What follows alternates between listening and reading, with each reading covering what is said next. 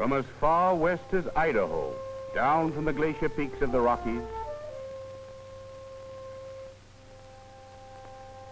from as far east as Pennsylvania, down from the Turkey ridges of the Alleghenies, down from Minnesota, 2,500 miles, the Mississippi River runs to the Gulf, carrying every drop of water that flows down two-thirds the continent, carrying every brook and rill, rivulet and creek, carrying all the rivers that run down two-thirds the continent. The Mississippi runs to the Gulf of Mexico.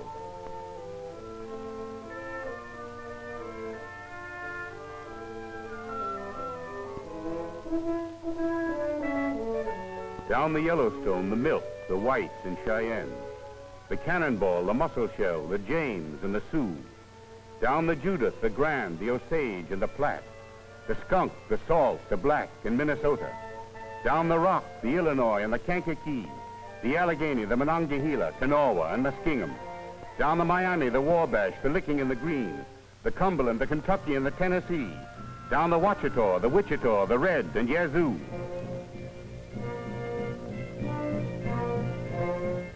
Down the Missouri, 3,000 miles from the Rockies.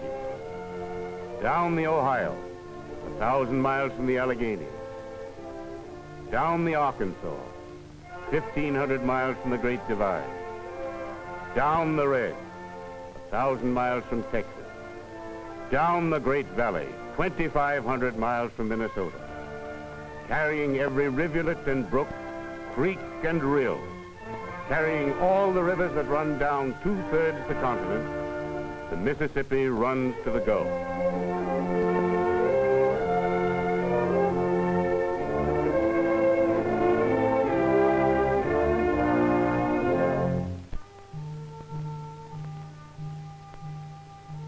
New Orleans to Baton Rouge, Baton Rouge to Natchez, Natchez to Vicksburg, Vicksburg to Memphis, Memphis to Cairo.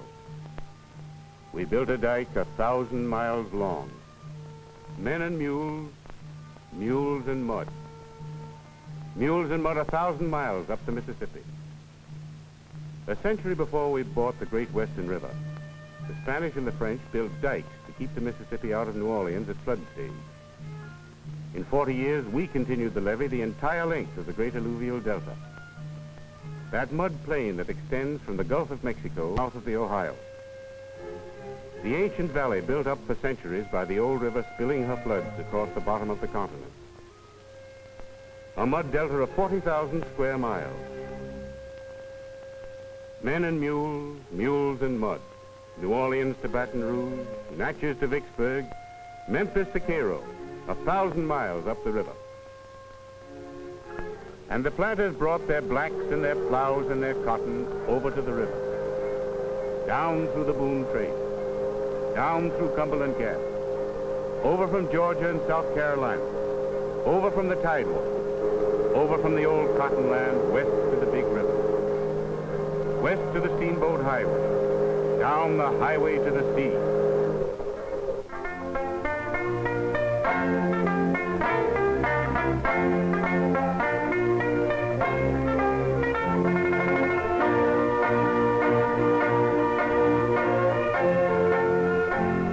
Corn and oats down the Missouri, tobacco and whiskey down the Ohio, down from Pittsburgh, down from St. Louis, hemp and potatoes, pork and flour.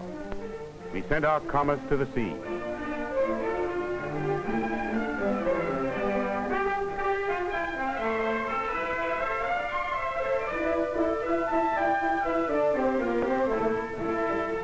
We made cotton king. We rolled 1 million bales down the river for Liverpool and Leeds. 1860. We rolled 4 million bales down the river. Rolled them off Alabama. Rolled them off Mississippi. Rolled them off Louisiana. Rolled them down the river.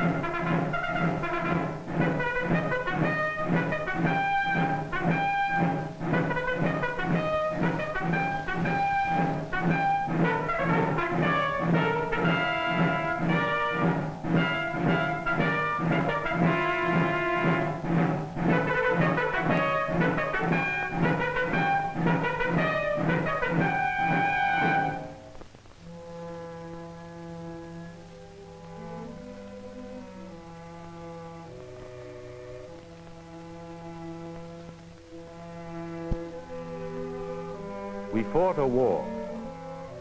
We fought a war and kept the west bank of the river free of slavery forever. But we left the Old South impoverished and stricken. Doubly stricken.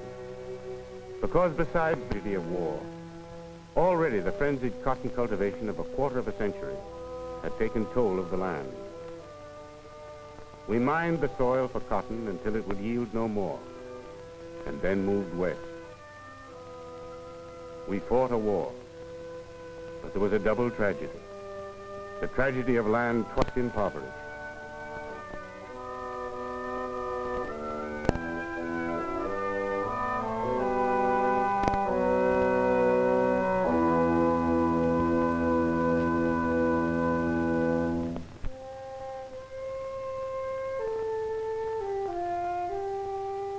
Black spruce and Norway pine, Douglas fir and red cedar, scarlet oak and shagbark hickory, hemlock and aspen.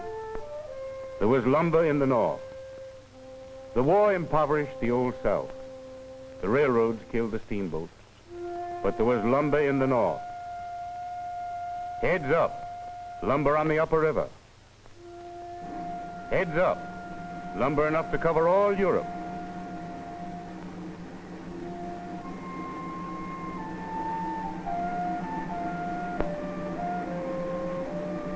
From Minnesota and Wisconsin, down to St. Paul, down to St. Louis and St. Joe, lumber for the new continent of the West, lumber for the new mill.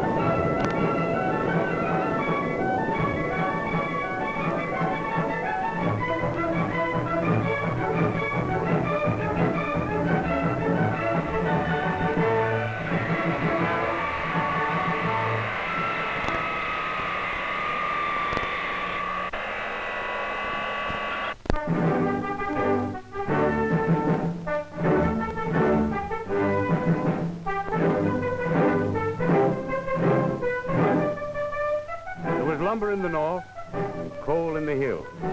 Iron and coal down the Monongahela. Iron and coal down the Ohio. Down to Pittsburgh, down to Wheeling. Iron and coal for the steel mills. For the railroads driving west and south. For the new cities of the Great Valley.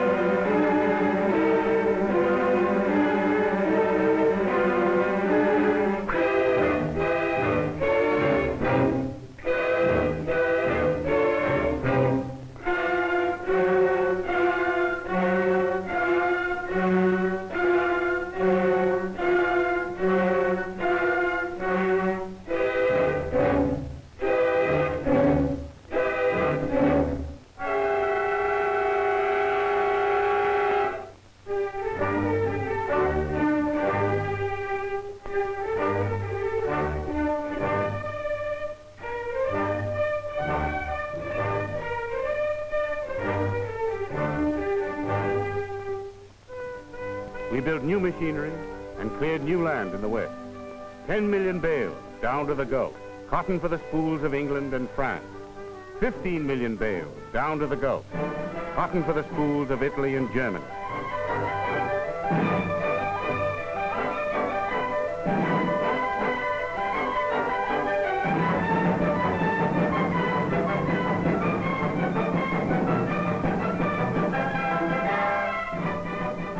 built 100 cities and 1,000 towns. St. Paul and Minneapolis, Davenport and Keokuk, Moline and Quincy, Cincinnati and St. Louis, Omaha and Kansas City. Across to the Rockies and down from Minnesota, 2,500 miles to New Orleans. We built a new continent.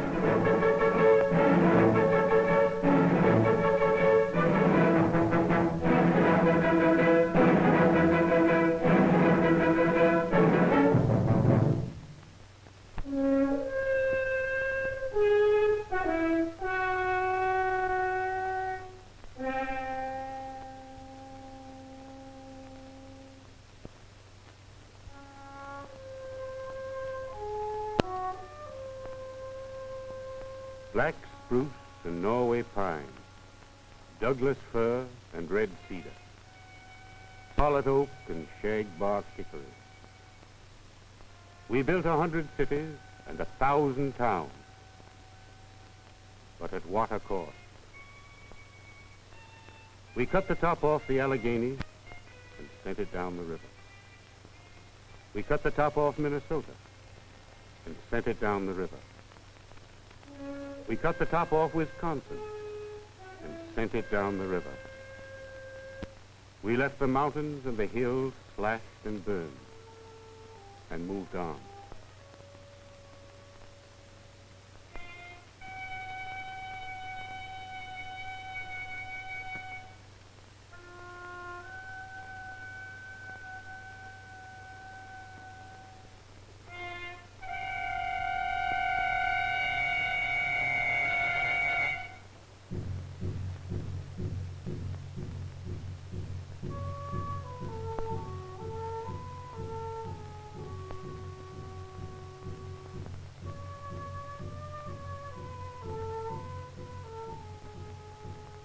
For the water comes downhill, spring and fall, down from the cut-over mountains, down from the plowed-off slope. From as far west as Idaho and as far east as Pennsylvania, down every brook and rill, rivulet and creek, carrying every drop of water that flows down 2/3 the continent. 1903, 1907, 1913, 1916, 1927, 1936, 1937. Pennsylvania and Ohio, Kentucky and West Virginia, Missouri and Illinois, down from North Carolina and Tennessee, down the Judith, the Grand, the Osage and the Platte, the Rock, the Salt, the Black in Minnesota, down the Monongahela, the Allegheny, Kanawha and Muskingum, the Miami, the Wabash, the Licking and the Green, the White, the Wolf, the Cache and the Black, down the Corn Kaskaskia, the Red and Yazoo, down the Cumberland, Kentucky and the Tennessee, down the Ohio 1,000 miles from Pittsburgh, down the Arkansas 1,000 miles from Texas, down to the Mississippi.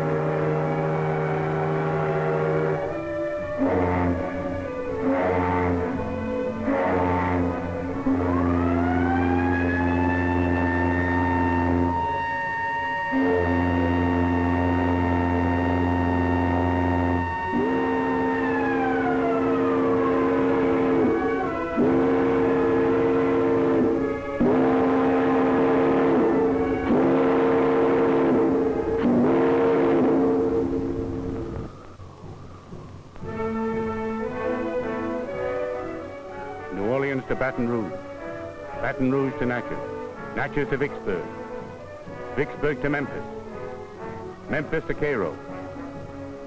1,000 miles down the levee, the long vigil starts. 38 feet at Baton Rouge, river rising. Helena, river rising.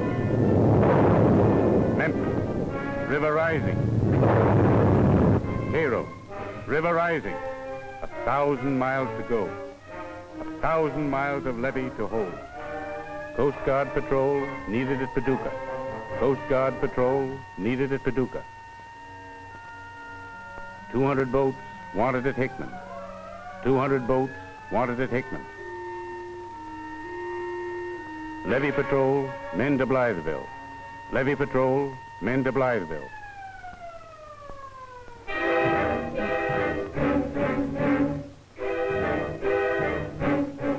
2,000 men wanted at Cairo.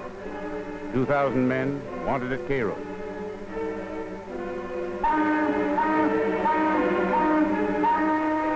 A 100,000 men to fight the old river. We sent every branch of the service down the river to help the sleepless engineers fight a battle on a 2,000-mile front. The Army and the Navy, the Coast Guard and the Marine Corps, the CCC and the WPA, the Red Cross and the Health Service fought night and day to hold the old river off the valley.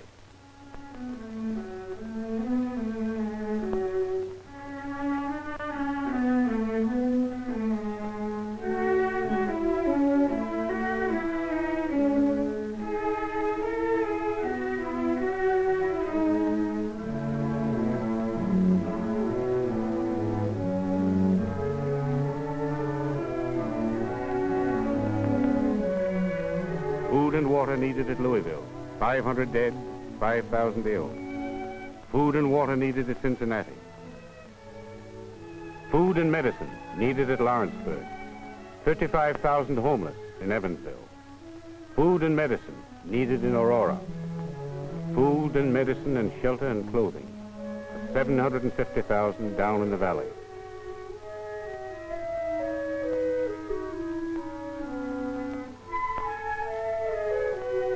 Last time we held the levee, but the Mississippi claimed her valley. She backed into Tennessee and Arkansas and Illinois and Missouri. She spread her arms over thousands of acres of land, and she left farms ruined, stock drowned, houses torn loose.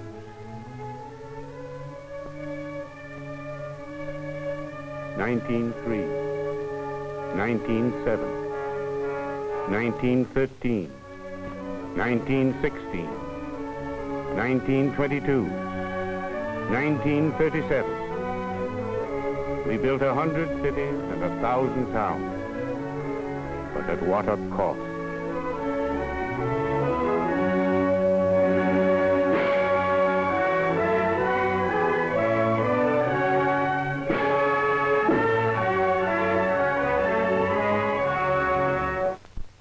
In 1937, the entire nation sent help to the stricken people of the valley.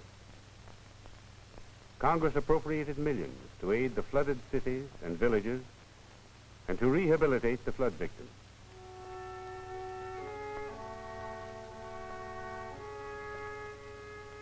But spring and fall, the water comes down. And for years, the old river has taken a toll from the valley, more serious than ever she does in flood time. Year in, year out, the water comes down. Down from 1,000 hillsides, washing the top off the valley. For 50 years, we dug for cotton and moved west when the land gave out. For 50 years, we plowed for corn and moved on when the land gave out. We planted and plowed with no regard for the future. And 400 million tons of topsoil, 400 million tons of our most valuable natural resource have been washed into the Gulf of Mexico every year.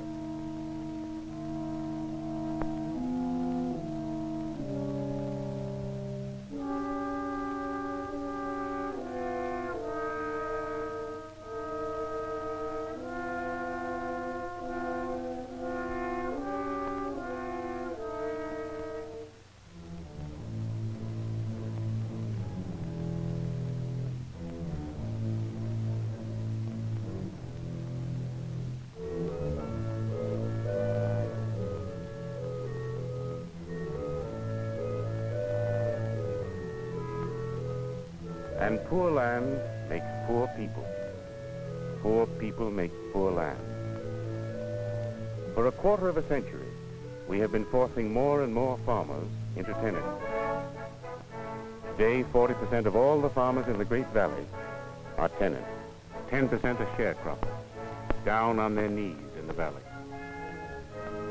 A share of the crop their only security, no home, no land of their own, aimless, footloose, and impoverished.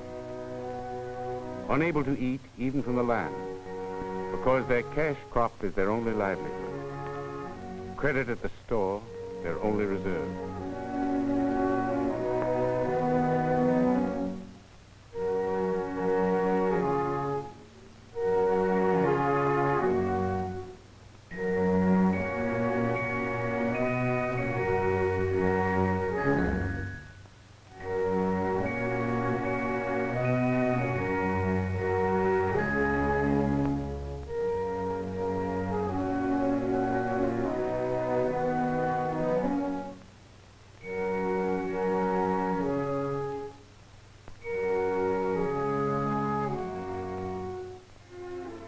And a generation growing up with no new land in the West, no new continent to build.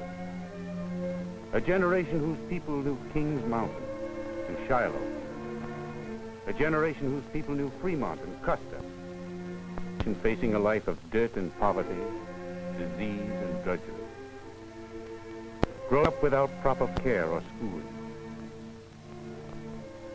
Ill-clad, ill-housed, and ill-fed. And in the greatest river valley in the world.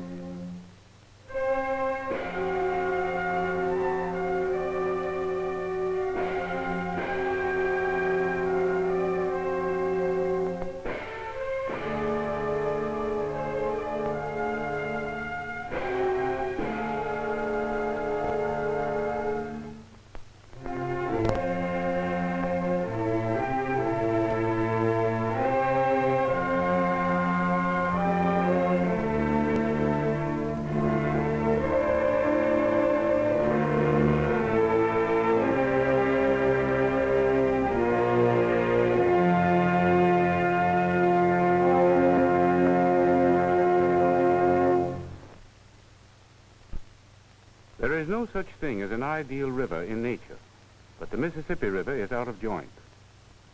Dust blowing in the west, floods raging in the east. We have seen these problems growing to alarming extremes.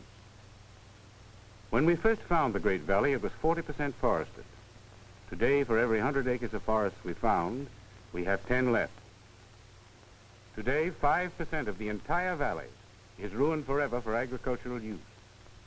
25% of the topsoil has been shoved by the old river into the Gulf of Mexico. Today, 2 out of 5 farmers in the valley are tenant farmers, 10% of them sharecroppers, living in a state of squalor unknown to the poorest peasant in Europe. And we are forcing 30,000 more into tenancy and cropping every year. Flood control of the Mississippi means control in the Great Delta that must carry all the water brought down from 2/3 of the continent. And control of the delta means control of the little rivers and the great arms running down from the uplands. And the old river can be controlled. We had the power to take the valley apart. We have the power to put it together again. In 1933, we started. Down on the Tennessee River, when Congress created the Tennessee Valley Authority, an authority commissioned to develop navigation, flood control, agriculture, and industry in the valley. A valley that carries more rainfall than any other in the country. The valley through which the Tennessee used to roar down to Paducah in flood time, with more water than any other tributary of the Ohio.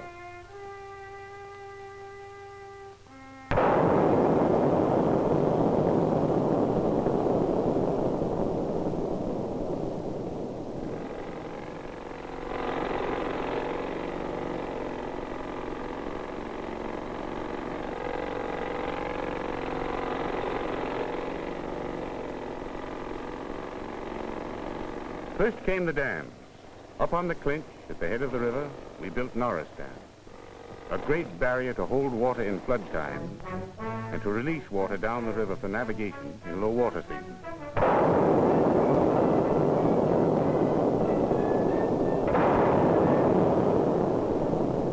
Next came Wheeler, then Guntersville and Pickwick and Chickamauga. A series of great barriers that eventually will transform the old Tennessee into a link of freshwater pools, locked and dammed, regulated and controlled, down 650 miles to Paducah.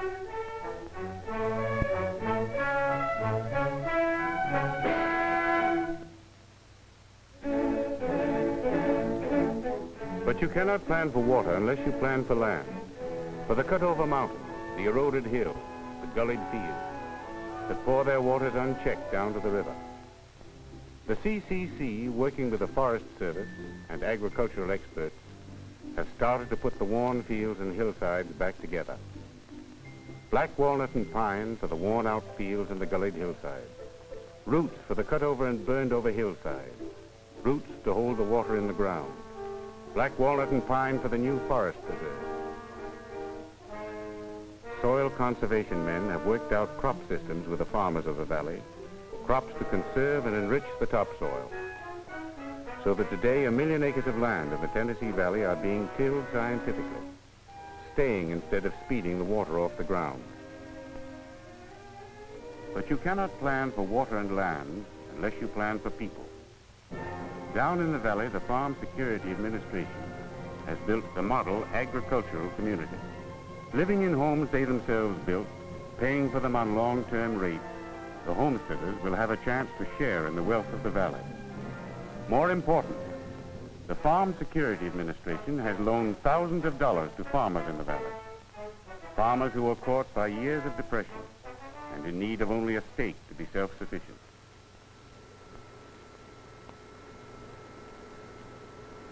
And where there's water, there's power.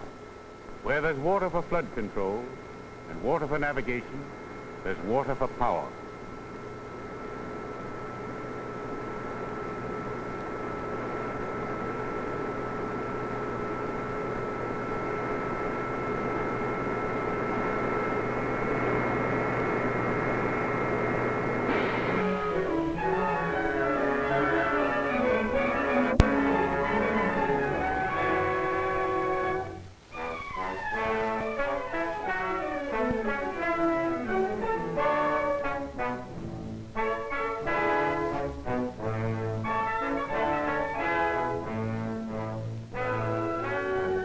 For the farmers of the valley, cut off for years from the advantages of urban life. Power for the villages and cities and factories of the valley. West Virginia and North Carolina, Tennessee and Mississippi, Georgia and Alabama. Power to make a new Tennessee Valley for a new generation. Power enough to make the river work.